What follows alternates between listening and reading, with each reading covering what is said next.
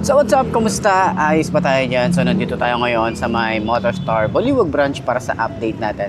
Ngayon 2026, bagong taon, bagong motor. Ngayon nga ay update para dito sa may Motorstar Cafe 150. At marami naghahanap ng ganitong update kung magkano nga ba at kung sulit pa rin nga bang yung presyo niya at yung specification ngayon 2026. Tara, samahan nyo ako. Walk around natin to. Ayos na ayos yan. Tara na tumarangkada. Yeah! Nagsimula sa simpleng pangarap sa buhay. Kahit anong hirap, hindi basta sumusuklay. Motorstar ang kasama sa bawat biyahe. Sa init man o ulan, tuloy lang sa pag-abante.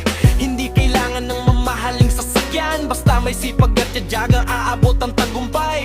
Bawat ikot ng gulong may aral na dala, na ang tunay na yaman ay disiplina at gawa. Kapag napagod, huwag kang titigil. Ang laban sa buhay ay hindi madali. Motorstar ang saksi sa bawat tagumpay, mula sa umpisa hanggang sa taglay mong taglay. Motorstar, takbo ng pangarap. Kahit malayo ang daan, hindi uurong sa hirap.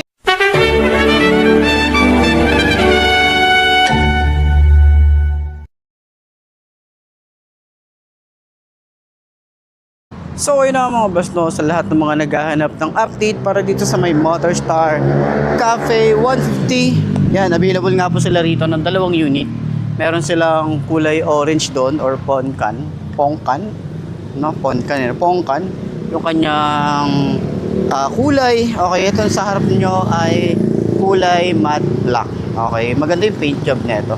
Isa sa mga nagustuhan natin dito at yung mga hinahanap natin para sa mga modern classic na katulad ng ganito ay yung headlight niya. So ito, naka-projected lamp na tayo rito. Yung kanyang panel gauge, naka-digital na rin tayo rito. Maganda mga features din na binigay dito ni Motorstar at mukha siyang hindi tinipid. Okay? So naka-single disc brake na rin tayo dito sa harap. At dito naman sa likod ay naka-drum brake pa rin tayo rito. Okay? So medyo pasubsob yung kanyang design ng handlebar. Pero upuan natin, okay? So, ito naman ay naka 5-speed na rin. Tapos malaki yung gas tank na ito, yung kanyang cap para sa kanyang gas tank, pang big bike yung datingan niya. So, sana dito sa mga upgrade para kay Cafe 150, maglabas din si Motorstar ng FI na ito para at least meron sila na option, no? May option na carb type, may option na fuel injection. So, sana sa mga ganitong classic na bike is magkaroon din sila ng option, diba? So ayan, isa pa sa mga nagustuhan natin dito, yung kanyang upuan, maganda yung leather, maganda yung mga stitches na ginamit dito, makapal yung foam, tsaka malambot. Ayan, so upuan natin, okay? So ang mga gusto natin palitan dito, yung kanyang taillight. Yung taillight kasi dito is pa-oblong, so sana dito naka-round style para at least mas maganda yung kanyang design. So, pang classic na talaga yung design niya. So, tingnan natin. Okay. Ito yung itsura natin dito. Okay, ganyan. Ganyan ang itsura natin. Ganyan ang itsura natin kapag umupo tayo. 5'2" nga pala yung height natin. Okay, so tingnan natin. Ayan, abot ba natin? Sobrang bukaka, pero manageable siya. Medyo sub-sub. Abot na abot ko to Okay Parang bumaba siya compare last year na medyo tingkad tayo, or siguro dahil nga parang bumaba yung ano niya, yung seat height. Pero yung shock niya, tingnan mo naman, napakaganda ng shock na ito. Kita niyo yung shock na yan. Okay, so i-rate natin yung shock niya ng mga 8/10. Yan. Tapos sa likod medyo matigas, ayan, pero dahil nga adjustable naman to, i-adjust nyo na lang. Okay, palitan nyo na lang ng mas magandang shock. Pero para sa akin, enjoyin nyo muna yung shock bago nyo palitan. Yun lang naman. Pero turning radius niya, hindi rin siya ganun kalawak, pero makakapag-U-turn ka ng hindi nabibitin. Okay, so malawak nga lang yung kanyang range para sa pag-U-turn natin. Pero yan, tingnan nyo naman. Tapos ganyan ang itsura natin. Dito sa ating legs, meron siyang design para sa comfort ng legs natin dito. Para pwede nating yakapin or pwede tayong gumanyan, maididikit natin sa tangke yung ating tuhod. Ayan, para kapag nagra-rides tayo. Ayos din to Pogi din talaga nito. So, lagi kong sinasabi kapag nakaganito ako, feeling ko, artistahin ako pag nakaganitong motorcycle ako. So, yan, ganyan yung tsura natin, oh. Pwede tayo mag-angkas. Kung gusto nyo pa mag-angkas dito, may naman siya, available naman siya ng seat dito. Pero medyo dikit na dikit nga lang kayo rito. Pero pwede naman kayo mag-angkas. Ayan, so medyo subsob, ayan, oh. So ayan, sa tingin nyo, sulit nga ba ang kanyang presyo at yung looks nito, overall looks, para sa akin, okay, ito para sa akin, sulit siya sa looks, okay, sa features, sulit na sulit din. Pero mga additional na gusto kong gawin dito or mga features na pwede pang idagdag dito, lagyan natin siya ng USB or USB charging port. Pwede pang ilagay dito. May mga nabibili naman sa mga aftermarket, lagyan nyo na lang para at least dun sa mga long ride nyo. Pag may mga kailangan kayong gadget na kailangan i-charge, yun, pa-install na lang tayo na. So, yun, FI, sana magkaroon ng FI. Yun yung mga update or mga upgrade na gusto natin dito. Pero syempre, yung presyo nun, tataas din. So, automatic naman yun. Okay, so, ayan, sa tingin nyo, sulit nga ba? Comment nyo naman yan. At dun sa lahat ng mga nakagamit ng ganitong motorcycle, share nyo naman dyan sa comment section. Yung mga naging experience nyo sa motorcycle na to. So center stand natin, ito nga palang motorcycle to ay may center stand. Okay, karamihan din kasi or sa iba pang mga ganitong classic na design is walang center stand. Pero ito meron, ayan. Mabigat pero kaya naman to, okay.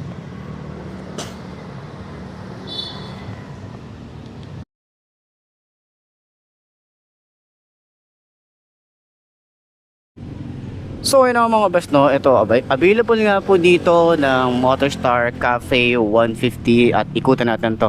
At doon sa lahat ng mga gustong bumili ng ganitong motorcycle, para sa inyo to at update para sa mga willing bumili, available po dito ng 2 unit ng Motorstar Cafe 150 na kulay black and orange. Tara, ikutan natin to. Ayos na ayos yan. So ayun na nga, sa kanyang headlight, meron tayo ritong projected lamp. May round style dito na LED rin na daytime running light. Yung kanyang signal light dito flexible at naka bullet type din. Ito yung mga gusto ko rito, mga ganitong design na bullet type. Ayan, tapos meron tayong Motorstar dito na parang sticker yung datingan niya. May reflector tayo rito. Ayan, side by side naman yan. Meron tayong telescopic fork at meron din tayong rubber boots dito. So yung kanyang fender is metal. Meron tayo rito single disc brake, single pot caliper, naka wide spoke din tayo rito at tubeless, tube type pa rin pala to. Okay, so ang size dito ay 90 by 70 by 17. Ayan. So yung chassis niya, maganda rin yung mga pagkakahinang, maganda yung pagkakadugtong. At ito ay 5 speed na rin. Ayan yung itsura ng ating makina. Ayan, very futuristic din yung design. 5 speed, and then pwede tayo maglagay dito ng skid plate or cover para sa kanyang engine. Ayan, so naka single head shifter yung kanyang foot pegs, na piplip naman yan, combination ng rubber sa ibabaw, metal naman yung ilalim. Same lang din nung design para dito sa angkas. Okay, so ayan, yung kanyang bracket dito o yung dugtungan ng ating angkasan is nakalagay talaga dito, nakapix na siya. So, hindi nyo na siya matatanggal. Okay? So, kung gusto nyo or kung ayaw nyo ng ganito, is tanggalin nyo na lang to, yung kanyang foot pegs. Ayan. So, dito yung decals niya, meron tayong number 8 lang dito, and then may Motorstar na sticker. And may decals tayo na kulay black. And then may number, may Cafe 150 rito. Minimalist lang yung kanyang sticker na meron to. Tapos may mga design na ganito. Ayan, ito grills, oh. Okay. Tapos matte finish naman yan. Okay, sa gas tank niya maganda rin eh. Di ba? Yung gas tank na ito is parang pang big bike yung design niya. May mga ganyan design siya. Tapos malaki yung gas tank, yung kanyang upuan. Meron tayong ganyan, oh. Two-tone naman yan. Ito kulay gray and black. Tapos ito ay may stitches. Paikot naman yan. Dito rin. So kasya naman dito yung 2 tao. Medyo yakap na yakap lang talaga sa yung OBR mo. Okay, so sa side meron tayong adjustable na dual shock. Meron na rin tayong chain cover, plastic. Yung kanyang sprocket size, malaki yung sprocket size. Ito ay 4040 and 428 4040. Yan yung size niya. And then yung size naman ng gulong dito sa likod is 120 70 by 17. So naka tube type pa rin naman tayo rito, naka drum brake at meron tayong wide spoke. Ayan. So dito naman sa side yung ating tail light, naka LED rin tayo rito. Ito yung sinasabi ko, sana dito is naka round style na parang ganitong bullet type, 'di ba? Ang cute lang at saka maganda yung ganong style. Pero ayan, mukhang okay naman din yung oblong, pero mas trip ko talaga yung round style. Ayan. So meron tayo ritong signal light din, flexible. Ayan, bulb type. Bulb type ba to? Mukha siyang bulb type, pero ayan, mukhang LED naman din siya. Pati sa harap ganito din. So yung kanyang lagayan ng plate, metal naman din to. Fender niya metal din. Okay, may bracket tayo rito para kapag aangkas tayo, dito tayo maghahawak. Ayan. So pwede nating lagyan yan ng saddlebag. At meron na rin tayo rito ang tambucho na maangas yung datingan. Maganda yung tunugan nito. Parang kinalkal na yung itsura. Pero ingat tayo dito sa mga aangkas kasi nga wala tayong cover para dito sa tambucho. Ayan, yun lang naman yung concern natin. And then meron kickstart pa rin naman tayo rito. Yung kanyang carb is Denny, Japan technology na rin to. Yung kanyang rear brake pedal smooth lang din. Tapos yung kanyang makina dito, yung design nito, meron tayo ritong Motorstar. Ayan. So sa kanyang panel gauge, naka round style na rin tayo rito. Ayan yung design niya, kita nyo naman yan. Digital panel na rin to. And then sa kanyang handlebar is naka naked tayo rito, tsaka medyo pasubsob yung datingan niya. Ito yung susi nga pala. Ayan, ito yung ignition, simple lang. Sa mga switches, meron tayo rito kill switch, park light, headlight and off, electric starter, front brake. Ayan, yung lever niya makapal, oh. Ayan, smooth naman siya. Yung grip niya makapit, throttle mababaw. Sa side naman, meron tayong rubber dito. Yung kanyang clutch, ayan, naka ganito siya. Okay. Tapos yung passing light, choke, high and low, signal light, and busina. Ayan, yan po yung itsura ng ating motorcycle. So, ayan, sa tingin nyo, sulit nga ba ang presyo nito at yung looks nito? So, comment nyo naman yan. And sana nakatulong tong video na to sa lahat ng mga naghahanap ng ganitong motorcycle. Ayos na ayos siya. So ayun ang mga best, no, sa lahat ng mga nagtatanong magkano nga ba ang ganitong motorcycle, ilalagay ko sa screen nyo para at least meron tayong reference kapag kumuha tayo ng cash at hulugan. So sa tingin nyo, sulit nga ba ang presyo niya ngayon 2026? Comment nyo naman yan, at para dun sa lahat ng mga nakagamit na ganitong motorcycle, baka pwede yung i-share dyan sa comment section. Ano nga ba yung mga naging experience nyo sa motorcycle na to? Sana nakatulong tong video na to. Ayos na ayos yan. Kaligtasan ng una, helmet sa ulo para siguradong panalo ka. Hindi bilis ang sukatan ng pagiging astig, kundi ang pag-uwi mong ligtas sa piling ng iyong ibig.